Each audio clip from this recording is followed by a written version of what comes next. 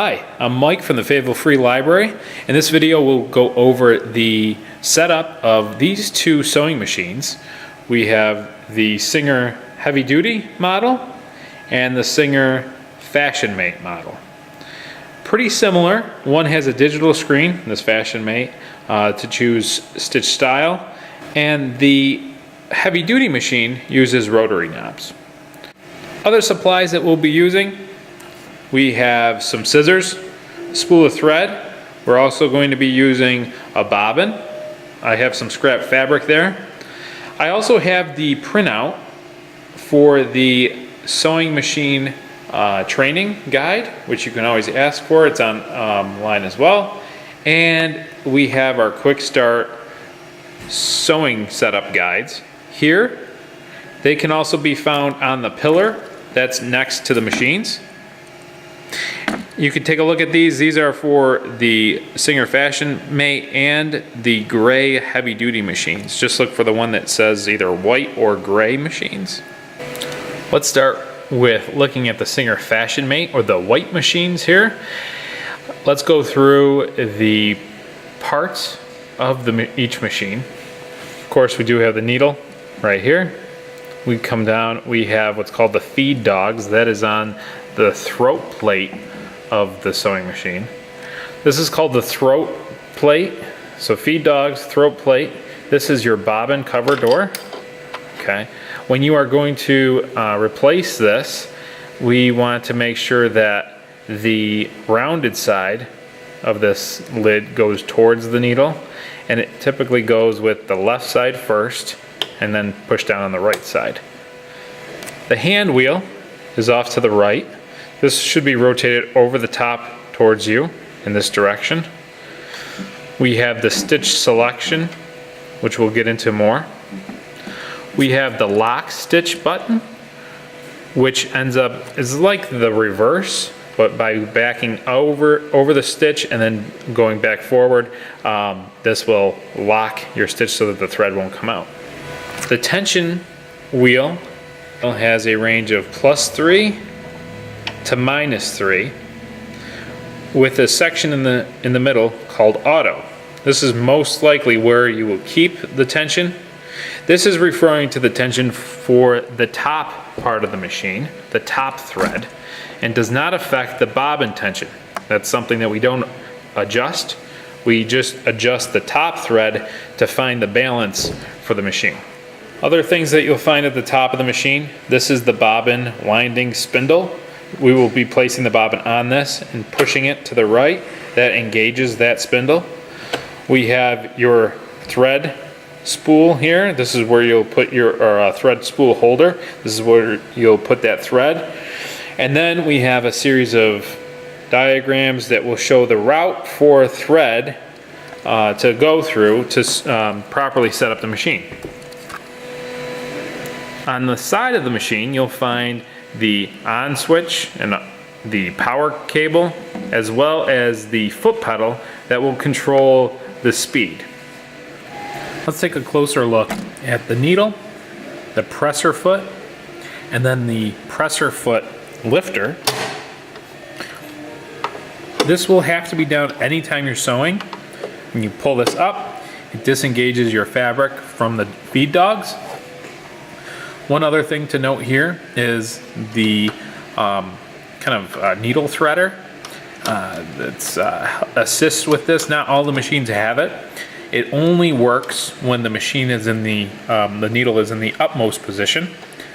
So we can see that I can pull this down and engage that needle threader. We'll get into more of that once we set up the machine. The next thing we'll take a look at is this feature here. This is the locking stitch button. This makes the machine go backwards, and then to lock the stitch, you want to do that every time you start a stitch. This is the control panel that shows us the width of a stitch. You can see here by changing it using the left and right arrows, that will change the width of a zigzag stitch, or change the alignment of the stitch for a single or a straight thread stitch. We'll move this back down to 3.5. You see there's a line underneath 3.5. That's the default. Now let's change the length of the stitch, 2.5 being the default, and we can change it up and down. These two up arrows, this will change the style of stitch that corresponds with the diagram below. Notice that they're both up, and you have to cycle through the numbers to make them come back to 0. Now we're ready to start. Our first step will be to wind a bobbin, and this is a bobbin here, with thread. You can see along the top of this bobbin we have a clear, it's a clear bobbin, plastic bobbin, and it has a hole kind of in the top here. I'm going to call this the top, bottom. They're both the same, but this is definitely considered the side. You'll see in a moment that we're going to thread the thread in from the side and then up through that hole. We're going to place that here. Put our thread onto that spool holder. Our first thing is to go under the clip. This is kind of like 1A. This is a hook back here that makes up step 1. And then we can see that part of this bobbin winding position makes it so that it goes around 2, and 2 is the screw for this case, and it's going to go one time around the loop here, or right there. And now we'll take the end of the thread. We're going to go in from the side of the bobbin and up through one of those holes, like so. And now we're going to place it onto that bobbin winding spindle, and we'll shift this over to the right. Now that we have the bobbin ready, we're going to go to the side of the machine. We're going to turn on the power. We will see that the screen shows a bracket. That bracket is supposed to be showing us the side of the bobbin, letting us know that the bobbin is engaged, or the bobbin winding mechanism is engaged. We'll then take the foot pedal, make sure that you're under the foot pedal, and hold on to the thread that's coming out of the top of the bobbin. And what we're going to do is start to press down on that foot pedal. It'll start to spin. Right about here, I like to stop, and we're going to cut that thread that's coming out of the top as close to the bobbin as you can get. And now continue to wind up that bobbin.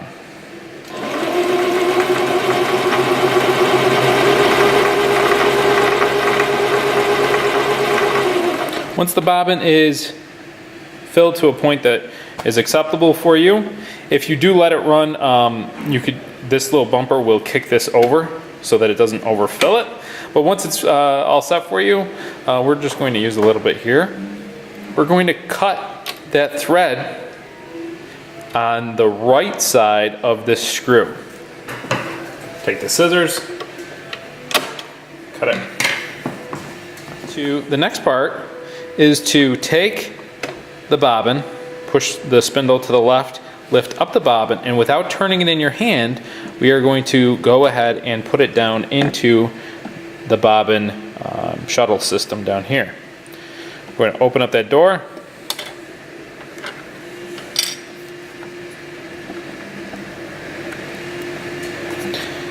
Taking note of the image to the left, that's what we want it to look like when we place it in the machine. We're dropping the bobbin in, and then imagining that this is a clock face. When we pull the thread, we should see that it spins in a counterclockwise direction. Holding onto that bobbin, holding onto the thread with your other hand, take the thread from a position that would be around 4 o'clock on the clock and swing that around so that we go to 12 o'clock. By doing so, it should make the thread follow a path that looks like the logo and the sticker next to it. Remembering that the bobbin cover has the rounded side towards the needle, we're going to insert the left side, drop down the right side, click it in. That completes the steps of winding a bobbin and then loading a bobbin into the machine. Next is to thread the top part of the machine. If we continue where we left off, we have the thread looped one time around that screw. We could take that out here, and that screw, that loop there, is only used for when you wind a bobbin. Now that we don't need it, we're going to take it out of that portion. And now we'll look at the markings for 1, 2, 3 being on the front, and 4, 5 ultimately going to the needle. Let's take that thread, follow that route, around down 2, around 3, up, around 4. Little note, if this is hard to get that loop around, or that thread hooked around, you may have to turn the hand wheel on the machine until the hook kind of sticks up far enough that you could get the thread around the left, around there, and come down the left side of it. And now we're bringing the thread down to the needle. Okay, now that we're more eye level with the needle, let's show how to thread the needle. Again, making sure that the needle is in the utmost position. That will allow the needle threader to come down and engage with the eye of the needle. If you find that it does not come down and swing into the needle, this means that the needle itself is not in the utmost position. Rotate the wheel until you see the needle go all the way up,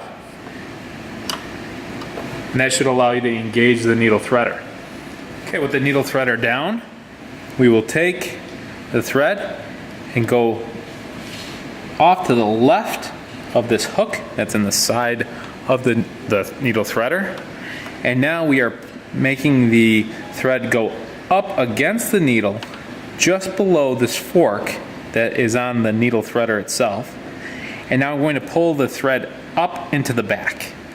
So I'm pulling it up into the back of the machine, loosely holding it in my hand. I'm now going to take the needle threader tab and slowly begin to pull it forward towards me. And I'm going to drop the thread with my right hand. What we should see is that out the back of the needle, we have a loop, and that loop is the thread. So if we pull that, that will thread the needle for us.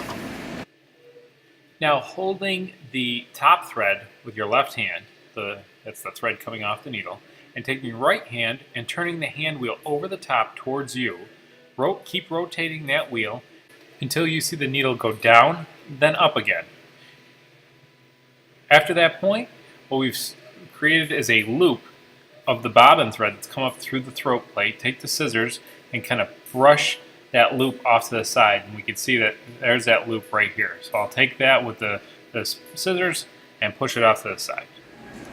Now let's start to sew. Taking the fabric and placing it underneath the presser foot, lower the presser foot lever. At this point, we're going to slowly press on the foot pedal, driving forward a few stitches, and now using the lock stitch button, press down the button, and the machine will automatically go backwards. Now go back over the top of it and continue on with your stitch. What we're looking for here is a proper tension for the upper thread and the bobbin thread. So we're going to stop, lift up the presser foot lever, and take a look to see how that tension looks. We want the bobbin thread and the top thread to meet in between the two pieces of fabric, and they should look something like this. Now that we feel like the auto setting on the tension is good, let's switch to a 0-3 or a Zig Zag Stitch. And this will exaggerate any type of tension issue that you might have. Going forward here, backing up with the lock stitch button, and then continuing on forward. Let's go for a few inches here to see what the tension looks like on this auto setting. The auto setting will be used most of the time. It's not until you have thicker fabrics where you might have to adjust it from auto.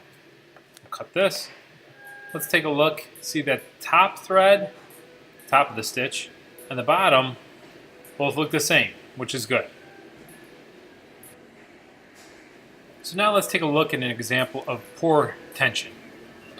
This is a zigzag style stitch, and you can see that it's no longer a zigzag, it's more like maybe a Y. And what we're seeing here is the bottom side looks fine, but the top side, the top tension is set too high. There's our good stitch, proper tension, as a comparison. Now let's go and widen the stitch. So it's still zigzag, but we're changing the width to 6 millimeters, and let's change the throw of it, or the length of it, down to 0.8. Continuing on our stitch here, making sure that we lock the lock stitch, just get in the habit of doing that. And now continuing on, let's see what it looks like when we set the stitch pattern to be wider and the stitch length to be shorter. So I'll finish this up. I'm going to cut that thread again. And taking a look, I was losing a little bit of the fabric. It was kind of getting tucked under the stitch here, so disregard that point to the right there. But we can see that it's still zigzag, but it's wider and more compact.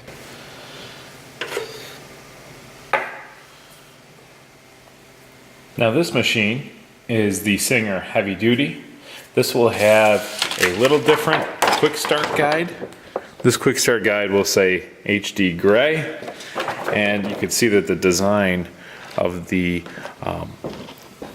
machine itself is a little different. We have these rotary knobs. We'll talk a little bit about that too. Unlike the other machine where we press the button to go in reverse, you'll see that now this is a bar that you'll press down and use the foot pedal to engage the machine to go in reverse. That's still the lock stitch. You also have the length, or how far each stitch is spaced out here. There's a knob to adjust that, where before we were using the up and down arrows on the digital machine. The stitch selector knob, again, is a rotary knob instead of typing in the number that you'd like. But we can see here that, so here's a zigzag, that would be like that 0-3 setting on the Fashion Mate machine, and then that would be a straight stitch. So those are pretty common stitches, so it's really just either kind of 12 o'clock or 1 o'clock, those settings there. The other items that differ on here, your stitch width. So like pressing the left and right arrows on the digital machine, this is adjusting your stitch width. It's a value from 0 to 6. Putting that at 3 right now is a good setting. This is your needle position, all of which is labeled on the top here with needle position.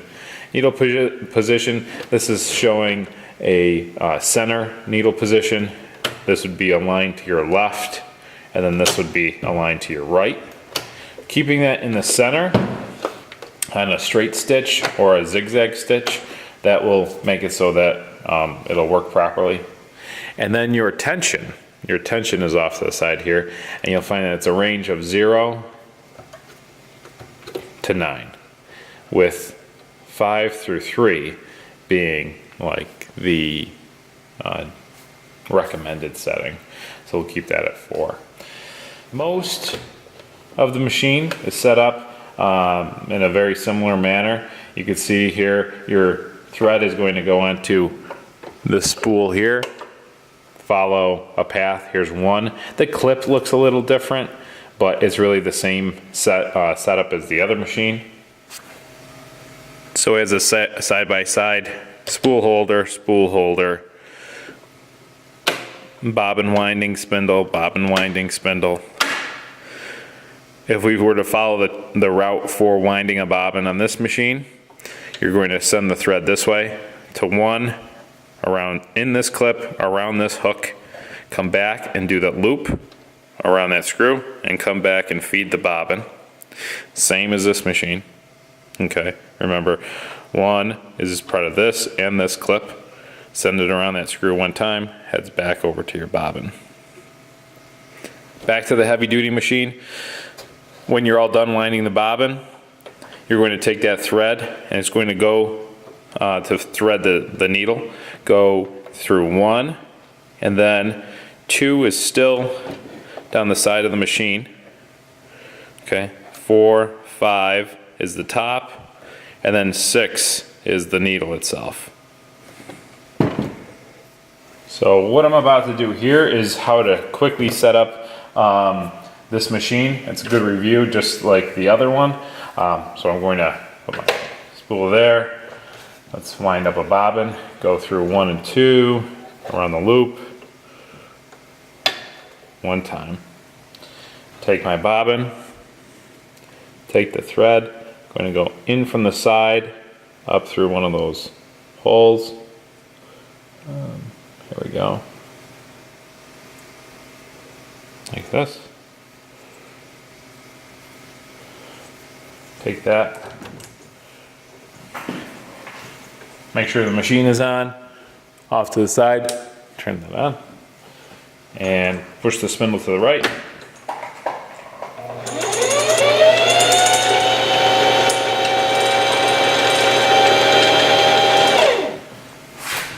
Now, cut that thread close to the bobbin as we can.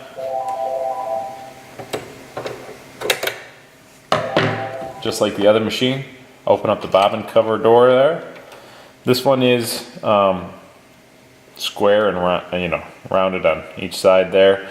The little logo that shows how the thread should go should be in the lower left corner when you put this together. Take the bobbin. Remember, don't flip it in your hand. Just drop it like that. Thinking of it as a clock face, 12 o'clock, 6 o'clock. I'm going to take the thread in my hand, swing it from around 4 o'clock to 12 o'clock. Put the door on. Left side first. Click it down. Next, we'll go into threading the top of the machine. Take it off of that screw because we don't need it there. Take it down the side of the machine, wrap around. Again, if this is not up all the way, rotate the hand wheel until it's up. Bring it back down and thread your needle. Now the heavy duty machines don't have a needle threader, so it's best to give your thread with some sharp scissors the best end that it can. Go ahead and thread the needle.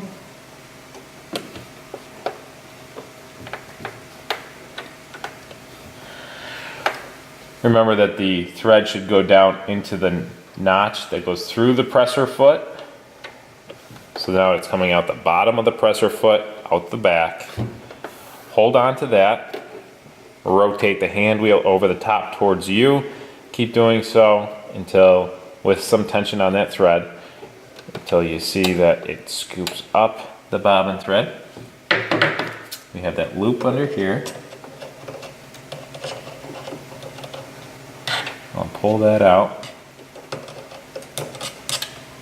Remember, if you have more than 2 threads coming out of the throat plate, that means either you didn't pull the loop all the way through or something's messed up. So there should be only 2 threads that come out from the throat underneath the presser foot and the throat plate.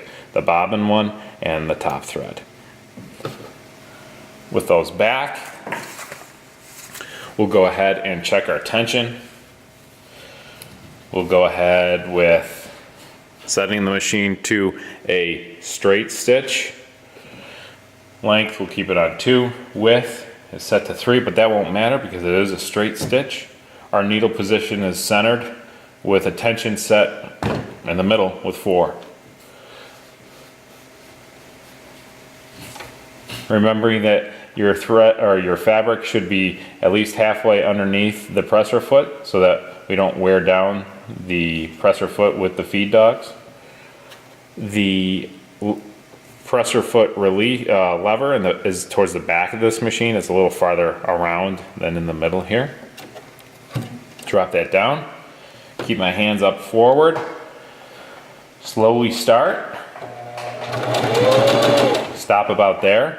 Hold down the reverse. Push the foot pedal. Let go, and now you can continue on.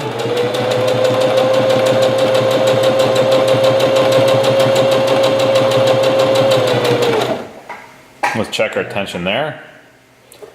Raise the needle up.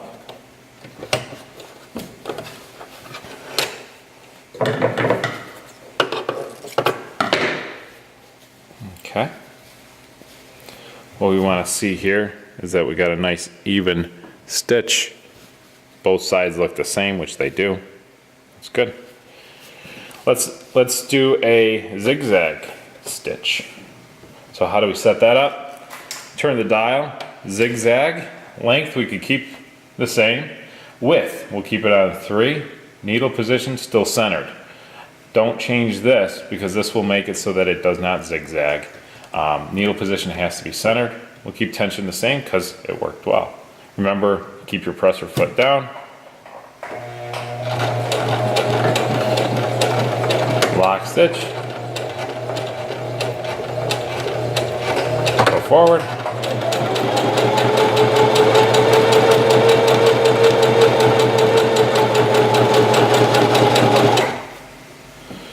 You can see off the back, we have a zigzag stitch. Let's say we wanted to make that zigzag wider. Go up, change the width here. So that is like changing or pressing the right button on the digital machines to widen that stitch. That's adjusting the width. If we wanted to change the length of it, that would be the up-down arrows on the digital machine. This is increasing the length. We'll go to 2 still. We'll increase the width to 6. Let's take a look at what that looks like.